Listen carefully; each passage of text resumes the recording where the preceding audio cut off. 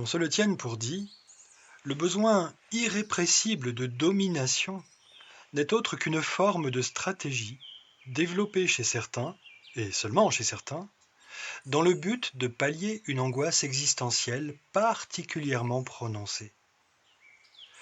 Cette forme de stratégie de survie primitive, et donc absolument immature, est malheureusement la seule qu'ont su développer ceux que j'appelle ici les serpents de la matrice, pour pouvoir parvenir à une forme d'existence la plus supportable possible pour eux-mêmes, puisqu'il s'agit prioritairement pour eux de compenser un profond sentiment de désemparement et d'insécurité face à l'idée d'un néant qu'ils redoutent plus ou moins secrètement. C'est d'ailleurs ce qui explique leur volonté effrénée de contrôler l'ensemble du vivant, finalement pour juguler cette angoisse de n'être rien ou si peu, refusant farouchement de surcroît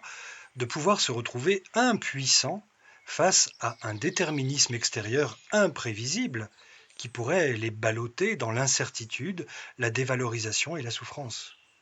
Et parce que cette possibilité leur est absolument insupportable,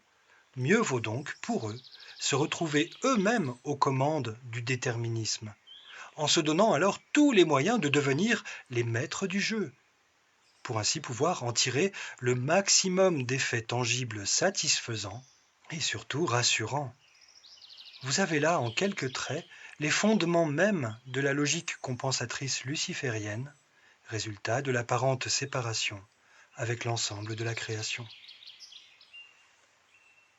Peu importe donc si cette stratégie s'élabore au détriment de toutes celles et ceux qui aspirent à se réaliser autrement. Peu importe si elle est vraiment légitime et bien fondée, car seule prime l'urgence de se tirer d'abord eux-mêmes d'affaire, selon leur conception bien arrêtée, face à la terreur abyssale que suscite, même inconsciemment, cette sensation dévorante d'inanité existentielle. Raison pour laquelle les démonstrations de pouvoir, de possession prestigieuse comptent au rang des marqueurs les plus flagrants de cette stratégie compensatrice auto-persuasive. Mais bien souvent, cela ne s'arrête pas là,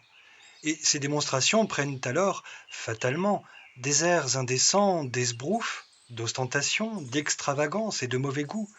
tout simplement parce que, ne pouvant être véritablement satisfaites par quoi que ce soit de tangible finalement, cette quête maladive et superficielle est fatalement vouée à une inlassable surenchère addictive, et ce, logiquement, tôt ou tard, jusque dans des formes les plus morbides, puisque cette fausse course existentielle bien vaine, focalisée sur la réussite, et dont le parachèvement est la victoire totale sur le vivant, ne peut avoir ni de fin, ni donc de limite, ce qui mène parfois, sans prévenir, droit au satanisme. Mais bien avant d'en arriver à ce genre d'extrémité, c'est d'abord grâce à toute une batterie d'artifices persuasifs, tangibles, qui peuvent durablement leur donner l'impression de ressortir gagnants et heureux de cette problématique existentielle, que ces individus stratèges se présentent au monde sous un efficace vernis d'assurance, de supériorité, d'intellectualisme, de raffinement, très subjectif, d'arrogance, de mépris et même de cynisme à peine dissimulé. Tout cela, bien entendu, en singeant un état de maturité, de sagesse et de respectabilité pour que l'illusion puisse opérer puissamment. Et surtout, pour que les plus innocents et les plus crédules en viennent à chercher refuge sous l'aile rassurante de cet élitisme despotique, déguisé et pris pour de l'autorité bienveillante. C'est ainsi que les faux airs de sauveurs irréprochables sont toujours savamment empruntés dans l'unique but de faire durer la supercherie auprès des plus influençables, pour pouvoir les embrigader et les mener docilement dans une direction bien précise. Par exemple, tout le monde s'accorde à dire que la politique est un de ces nids de serpents qui se sert de la démocratie représentative pour y établir des sièges pris pour des trônes bien confortables et satisfaisants, à conserver à tout prix. Le spectacle politique actuel du pays ne nous révèle-t-il pas justement toute la supercherie du système qu'engendre cette stratégie primitive absolument nuisible. Et ce, non seulement pour que nous puissions mieux la percevoir, mais surtout pour que nous soyons bien tous conscients de la raison pour laquelle il devient vital de l'abandonner pour de bon. Bien entendu, ce système est malgré tout infiltré par des êtres bienveillants qui tentent autant que possible d'y apporter toujours plus d'éthique. Mais cela ne participe-t-il pas finalement à faire durer la supercherie, en tentant seulement, bien vainement, de modifier ce qui est de toute façon bon à mettre entièrement au rebut? Bref, toujours est-il que cette forme de stratégie de domination a besoin de deux ingrédients fondamentaux pour se maintenir en l'état. Des dominés, d'une part, et de l'autre, l'établissement d'une association en bande, méticuleusement organisée, pour orchestrer et faire durer ce jeu si particulier. Une association autoproclamée et érigée en caste élitiste qui, grâce à la puissante capacité d'action qu'elle aura acquise par le biais de réseaux pyramidaux ainsi que par les fruits d'une corruption la plus largement étendue, en tirera non seulement un sentiment rassurant de légitimité,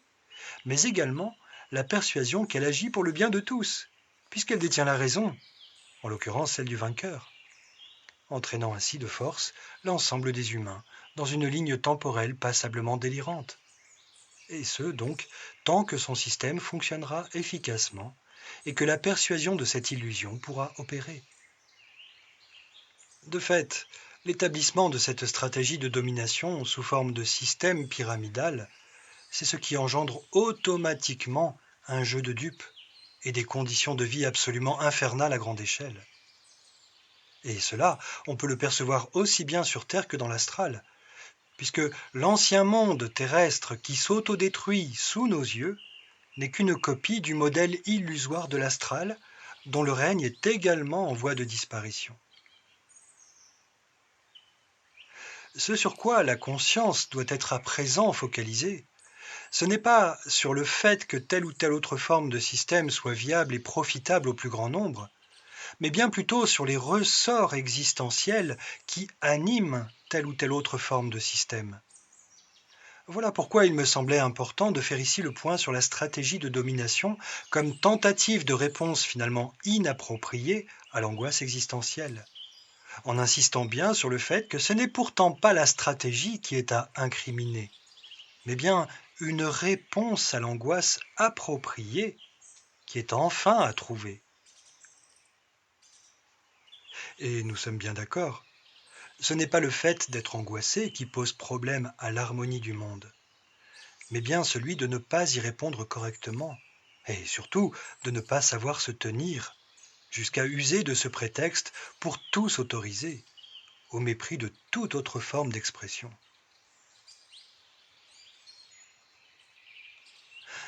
Cela n'était pas prévu initialement, mais je tiens à ajouter ici un élément survenu intempestivement lors de la préparation de ce texte ainsi que des deux prochains. Sans entrer dans les détails pour éviter de faire trop long, je souhaitais juste préciser ici, en guise de conclusion, que je me suis retrouvé tout dernièrement être la cible d'une attaque menée par deux êtres reptiloïdes lors d'une excursion nocturne dans l'astral. Une sorte de guet-apens qui m'a été tendu dans l'espoir d'enrayer ma démarche et qui n'a bien évidemment pas fonctionné. Même si je ne rentre pas ici dans les détails, je mentionnerai toutefois le déroulement de cette aventure dans le recueil de cette saison. La raison pour laquelle je tenais malgré tout à évoquer ici cette surprenante confrontation, c'est parce que ce type d'événement, qui ne m'était pas arrivé depuis bien longtemps, est venu confirmer le fait que j'ai pu toucher là à des points particulièrement sensibles et que cela venait directement fragiliser l'entreprise des dominants situés dans les sphères les plus hautes de ce grand jeu de dupes. Et oui, ils ont désormais toutes les raisons de s'inquiéter, parce que la fin du jeu, le leur, approche inexorablement. C'est leur catastrophe, pas la nôtre.